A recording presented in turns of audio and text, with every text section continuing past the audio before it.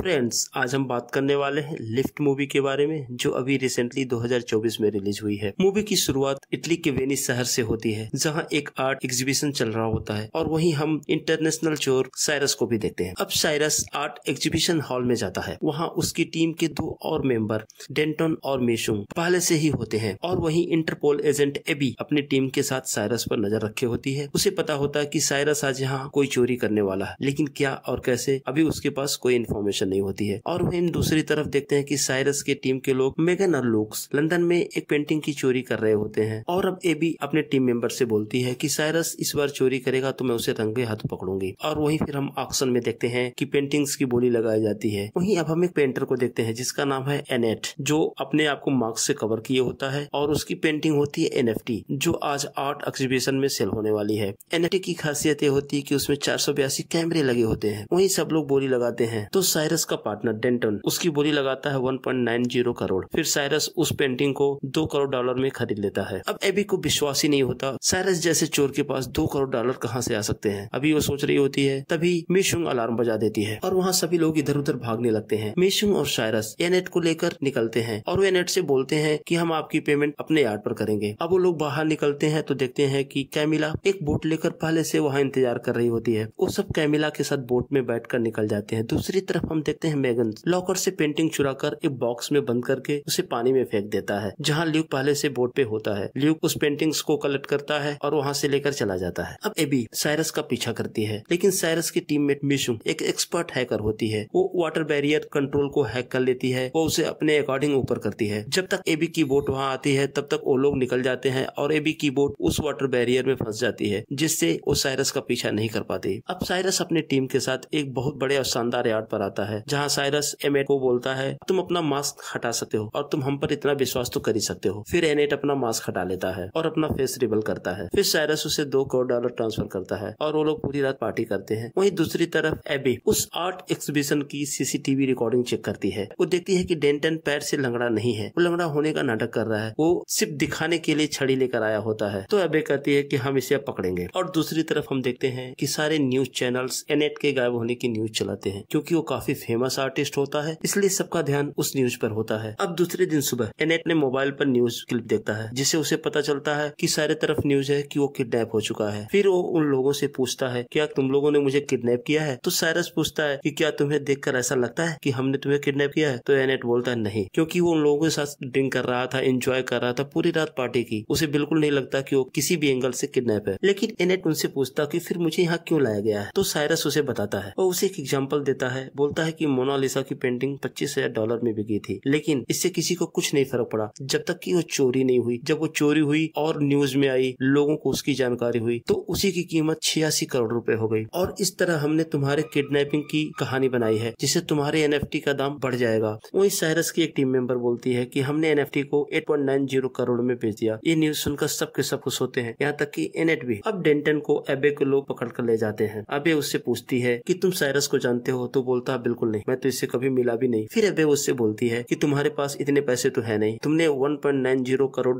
का कैसे प्राइस लगाया? हम इस नियम के तहत तुम्हें 20 सालों के लिए जेल में भेज सकते हैं। अभी डेंटन से पूछताछ कर ही रही होती है, तभी उसका एक टीम मेंबर एक पैकेट लेकर आता है। जब वो पैकेट खोलती है तो उसमें देखती है कि उसके और साइरस के फोटोग्राफ्स होते हैं, जो कि काफी पुराने होते हैं। लेकिन उनमें से एक फोटो एबे और साइरस एक दूसरे को किस कर रहे होते। लेकिन एबे को इस बातों से कोई फर्क नहीं पड़ता। वो अपनी टीम को लेकर साइरस को अरेस्ट करने के लिए निकलती है, लेकिन तभी उसका बॉस उसको रोक लेता है और बोलता है कि मुझे तुम्हारे दोस्त साइरस की मदद चाहिए। तो एबे बोलती है कि पहली बात तो मेरा दोस्त नहीं है और दूसरी बात वो तुम्हारे किस काम आ सकता है। तो हुलिक्स एबे से एक आतंकवादी जॉर्गनसन के बारे में बात करता है। वो बोलता है कि ये अपने पैसे आतंकवादियों को देता है और उनसे आतंकी गतिविधियां करवाता है। बाद में उन कंपनियों के स्टॉक रेट गिर जाते हैं तो इनसे फायदा कमाता है और उसको सिर्फ अपने पैसे कमाने से मतलब है और किसी की जिंदगी से कोई लेना देना नहीं। तुम्हें न्यूजीलैंड का वो प्लेन क्रैश तो याद ही होगा, जिसमें 183 लोग मारे गए थे और उस एक्सीडेंट के बाद उस कंपनी का स्टॉक रेट बहुत तेजी से गिरा था और जॉर्गनसन ने काफी पैसे बनाए। वहीं हुलिक्स बोलता है कि मैं उसे बहुत दिनों से अरेस्ट करने का ट्राई कर रहा हूँ, लेकिन मुझे कोई सबूत नहीं मिला, जिसकी वजह से मैं उसको अरेस्ट नहीं कर पाया। लेकिन अब उनके पास मेरा एक खबरी है और उसकी माने तो जॉर्गनसन आजकल एक हैकिंग ग्रुप लेविंगटन के साथ मिलकर काम कर रहा है, जो इस शहर में बाढ़ लाना चाहते हैं, जिससे काफी लोगों की मौतें होंगी और बहुत ही बर्बादी भी होगी। और सबसे इम्पोर्टेंट बात यह है कि जॉर्गनसन अपनी पेमेंट सोने में करेगा और मैं मैं चाहता हूँ कि साइरस उस सोने को चुरा ले। तो एबे बोलती है कि वो भरोसे के लायक नहीं है, हम उस पर भरोसा नहीं कर सकते। तो हुलेक्स बोलता है कि ये काम सिर्फ वही कर सकता, उसके अलावा कोई नहीं कर सकता, और तुम्हारा काम है उसको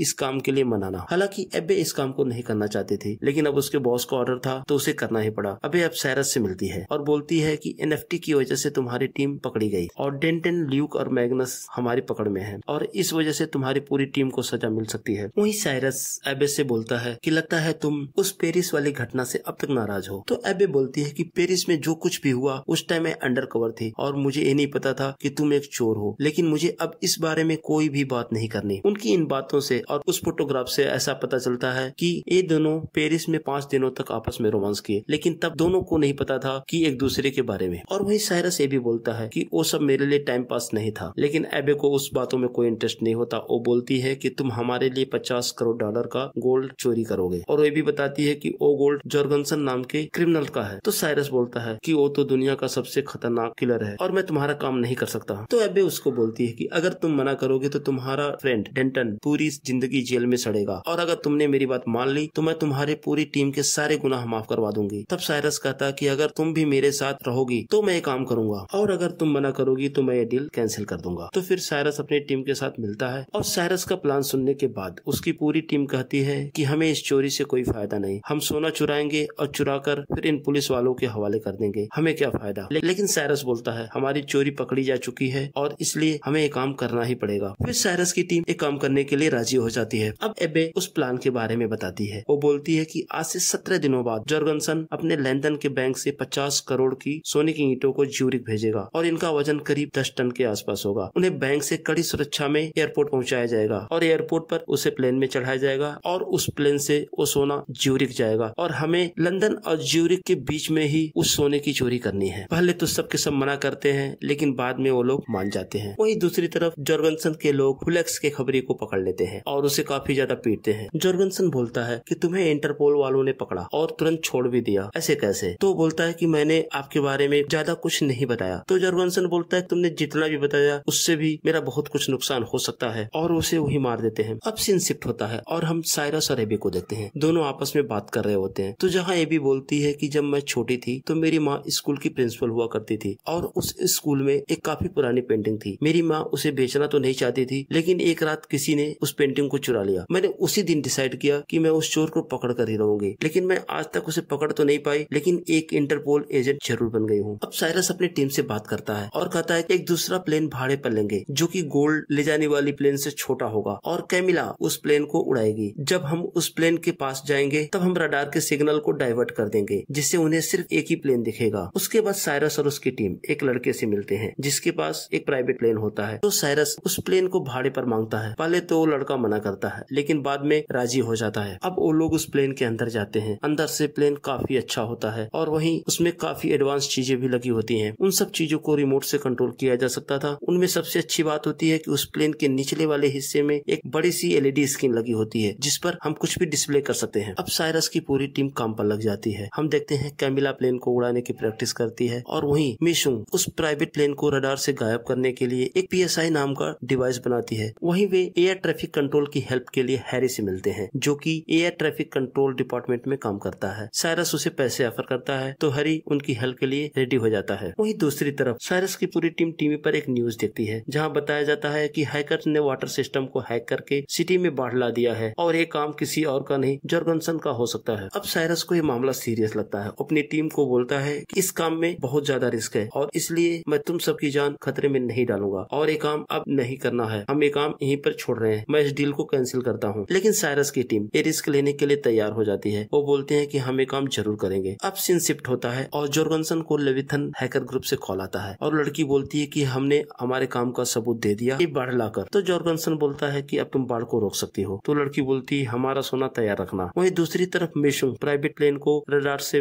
गायब करने के लिए PCI तो रेडी करती है, लेकिन वो काफी बड़ा होता है और बम जैसा दिखता है। तो वो लोग आपस में डिसाइड कर इसको कई टुकड़ों में बांटकर अलग अलग लोग लेकर प्लेन में जाएंगे और फिर हम प्लेन में जाकर दोबारा इसको ज्वाइन कर देंगे। वहीं साइरस बोलता है कि सोने को जॉर्गनसन के पास पहुंचने से पहले ही हमें चुराना होगा। हम प्लेन को दूसरी जगह लैंड करवाएंगे, सोना वहाँ से निकाल लेंगे और अब वो लोग प्लेन के ऊपर काफी सारे प्लेट लगाना शुरू करते हैं जिनमें वो ट्रैकिंग डिवाइस भी होती है जिससे वो प्लेन रडार से बचाएंगे। अब वो सब लोग चोरी के लिए तैयार हो जाते हैं। हैं और फाइनली वो दिन आ जाता है जब उन्हें चोरी करनी होती है। अब सब उस प्लेन में इकट्ठे होते हैं और हम देखते हैं कि जॉगरसन के लोग भी उस प्लेन में होते हैं। प्लेन के निचले हिस्से में एक बड़ी सी तिजोरी में सोना रखा जाता है और फिर प्लेन वहाँ से निकलता है। दूसरी तरफ साइरस ल्यूक को ढूंढता है जो कि प्लेन में नहीं होता है, तो ल्यूक को कॉल करता है। तो ल्यूक बताता है मैं तुम्हारे इस प्लान में शामिल नहीं होना चाहता, मुझे डर लग रहा है, और एक आकर वो मना कर देता है। तो मीसुंग बोलती है साइरस से कि अगर ल्यूक नहीं आ रहा है तो हमें पीएसआई को ऊपरी वाले हिस्से में रखना होगा। तो बोलता है ठीक है, अब हम वॉशरूम में अपने अपने पार्ट्स रख देंगे और फिर उन्हें एक साथ जोड़ेंगे। तो हम देखते हैं एक एक करके सब वॉशरूम जाते हैं और वहाँ मशीन के पार्ट्स अलग अलग जगहों पे रख देते हैं। अब दूसरी तरफ कैमिला भी वो प्राइवेट प्लेन लेकर निकलती है और उधर एबी टॉयलेट में जाकर उन सब पीएसआई के पार्ट्स को जोड़ती है। लेकिन जब वो पीएसआई को ऊपर रखने जाती है तो प्लेन हिल जाता है और पीएसआई उसके हाथ से छूटकर गिर जाता है और वो टूट जाता है। अब ये सब चीजें देखकर अबे काफी परेशान हो जाती है और इधर जब अबे टॉयलेट से बाहर नहीं आती तो साइरस को टेंशन होती है। वो वहाँ पहुंच जाता है, वो देखता है कि पीएसआई टूट चुका होता है। अब वो दोनों मिलकर पीएसआई को फिर से जोड़ते हैं। तभी जॉगरसन का एक किलर स्टेफनो वहाँ आ जाता है और टॉयलेट को नॉक करता है, लेकिन साइरस तब तक पीएसआई को जोड़ने में कामयाब हो जाता है और कैमिला उस प्राइवेट प्लेन को उस प्लेन के नीचे लाती है। फिर वो डिवाइस एक्टिवेट हो जाती है और एक प्लेन रडार से गायब हो जाता है। अब हैरी कंट्रोल रूम से पायलट को कांटेक्ट करता है, बोलता है कि आगे का मौसम खराब होने की वजह से तुम्हें ग्रीनलैंड के पास एक छोटे से एयरपोर्ट पर प्लेन को लैंड करवाना पड़ेगा। हालांकि वहाँ का रनवे काफी छोटा है, लेकिन तुम उसे मैनेज कर लोगे। ये बातें सुनकर पायलट भी मान जाता है। अब पायलट इस मैसेज को अनाउंस करता है। वो बताता है कि हमारा जहाज आगे मौसम खराब होने की वजह से नहीं जा सकता, हम ही पास में एक ग्रीनलैंड के पास अभी लैंड करेंगे। लेकिन जॉगरसन के लोग समझ जाते हैं कि कोई गड़बड़ है। तब वो अपनी गन निकालना शुरू करते हैं, क्योंकि वो गन को अलग अलग हिस्सों में लेकर प्लेन में आए थे। फिर वो उनको असेंबल करते हैं और वही साइरस सबको आगे बढ़ने के लिए बोलता है। तो मैग्नस नीचे जाकर तिजोरी को खोलने में लग जाता है। वही मीशुंग हैक करके उस पूरे प्लेन की वाईफाई को बंद कर देती है और उनके सारे कनेक्शन डिस्कनेक्ट कर देती है। किलर्स उस तिजोरी को चेक करने के लिए नीचे जाते हैं, लेकिन साइरस और अबे उन्हें रोक लेते हैं और उन सबके बीच में फाइट शुरू हो जाती है। और वहीं हम देखते हैं कि मैग्नस तिजोरी को खोल देता है, उससे बहुत सारे गोल्ड होते हैं। और वहीं साइरस और अबे दोनों किलर से फाइट कर रहे होते हैं। साइरस एक को पीट पीट कर बेहोश कर देता है। अब साइरस और अबे दोनों नीचे जा रहे होते हैं, तभी जॉगरसन का एक और किलर कॉर्मैक सामने आ जाता है और उधर पायलट प्लेन को लैंड कराने की कोशिश करता है। वो रनवे काफी छोटा होता है और उस पर बर्फ भी होती है, जिससे प्लेन को कंट्रोल करना बहुत मुश्किल होता है। बहुत मुश्किल से वो प्लेन को कंट्रोल करके लैंड करा पाता है और उनके पीछे कैमिला भी उसी रनवे पे अपने प्लेन को उतारती है। अब मैग्नस, साइरस और अबे तीनों खड़े जाते हैं। तभी कॉर्मैक को जॉगरसन का कॉल आता है, तो बताता है कि कुछ लोग हमारे सोने को चुराने की कोशिश कर रहे थे और पकड़े गए। तो जॉगरसन बोलता है कि सोना और उन तीनों को लेकर मेरे पास जल्दी आओ। तब तक कैमिला भी वहाँ आ जाती है और वो भी पकड़ी जाती है। वो लोग गोल्ड को उस प्राइवेट प्लेन में लोड करते हैं और जॉगरसन के बताए हुए लोकेशन की तरफ निकल पड़ते हैं। साइरस और अबे पर कॉर्मैक के लोग गन पॉइंट करके रखते हैं और कैमिला उस प्लेन को उड़ा रही होती है। अब कैमिला प्लेन को बार बार उल्टे सीधे डायरेक्शन में मोड़ती है, कभी उल्टा करती है, कभी सीधा करती है, जिससे प्लेन के ऊपर लगी हुई प्लेट और डिवाइस हट जाते हैं और अभी प्लेन रडार पर दिखता है। तो दूसरी तरफ हुलेक्स के लोग प्लेन को ट्रैक करके बोलते हैं कि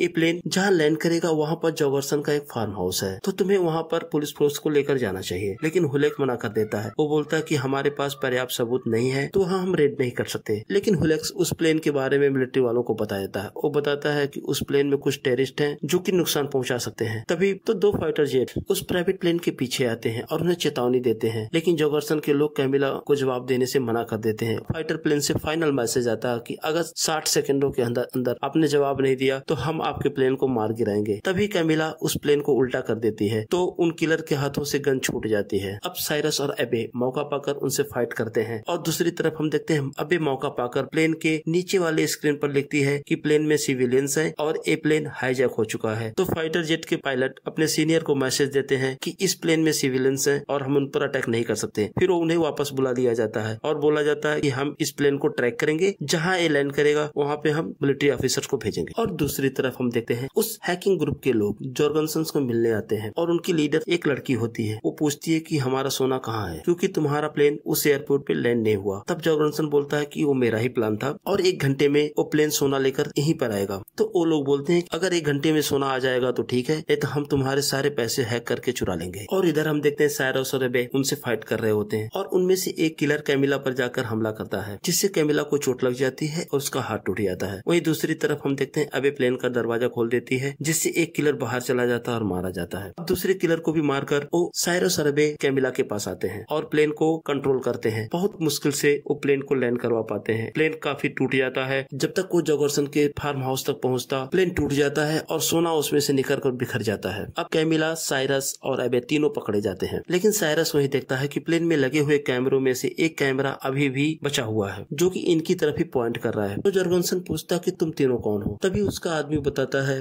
कि इनमें से एक इंटरपोल से है। अब इन सब बातों की वजह से वो हैकिंग ग्रुप की लीडर जॉर्गनसन से बोलती है कि अब ये सौदा नहीं हो सकता, तो जॉर्गनसन उसको शूट कर देता है। और अब जॉर्गनसन इन तीनों से पूछता है कि तुम में से इंटरपोल एजेंट कौन है? तो साइरस आगे आता है, बोलता कि मैं हूँ। अब जॉर्गनसन साइरस को मारने वाला होता है, लेकिन तभी वहाँ पुलिस ऑफिसर आ जाते हैं। तो जॉर्गनसन बोलता है कि ये लोग मेरी प्राइवेट प्रॉपर्टी में घुस आए थे और जिस वजह से मेरी इनकी फाइट हो रही है। वो झूठ बोलता है, लेकिन तभी मेशुंग उस प्लेन के डिस्प्ले पे वो सीसीटीवी रिकॉर्डिंग फुटेज प्ले करती है जिसमें वो ऑफिसर देखते हैं कि जॉर्गनसन ने उस लेडी को गोली मारी थी जिसकी वजह से उसकी मौत हो गई। अब वो लोग जॉर्गनसन को गिरफ्तार कर लेते हैं और उधर हुलेक्स एक हेलीकॉप्टर से अपनी टीम के साथ आ जाता है। तभी एबी का एक टीममेट उससे बात करता है, उससे बताता है कि तुम मरने वाली थी और हुलेक्स ने ही ऑर्डर दिया तुम्हारे प्लेन को उड़ा दिया जाए। ये बातें सुनकर एबी बहुत गुस्सा होती है। वो हुलेक्स को एक थप्पड़ मारती है और बोलती है कि आज से मैं तुम्हारे साथ काम नहीं करूंगी और वहाँ से चली जाती। अब कैमिला, साइरस और एबी तीनों एक बोट से निकल जाते। अब सीन शिफ्ट होता है और कुछ दिनों बाद हम साइरस और एबी को एक कार में जाते हुए देखते हैं। तो साइरस एबी से बोलता है कि पेरिस में मैं तुमसे मिला था और मुझे तुमसे प्यार हो गया। और साइरस ये भी बताता है कि मैंने तुम्हारी माँ की वो चुराई हुई पेंटिंग ढूंढ ली और फिर मैंने उस चोर से वो पेंटिंग खरीद ली। ये सब बातें सुनकर अबे काफी ही सरप्राइज रहती है, लेकिन तभी वो बोलता है कि अभी कुछ सरप्राइज और तुम्हारे लिए है, हमने वो सोना भी चुरा लिया था। तो अबे बिल्कुल ही सरप्राइज रहती है। वो बोलती है ऐसे कैसे? तो कहानी फ्लैशबैक में चली जाती है और हम देखते हैं कि साइरस के लोग बिल्कुल सोने की ईंटों की साइज की ही कुछ लोहे की ईंटें बनवाते हैं और उन पर गोल्डन पेंट कर देते हैं। उस प्लेन में मौका पाकर वे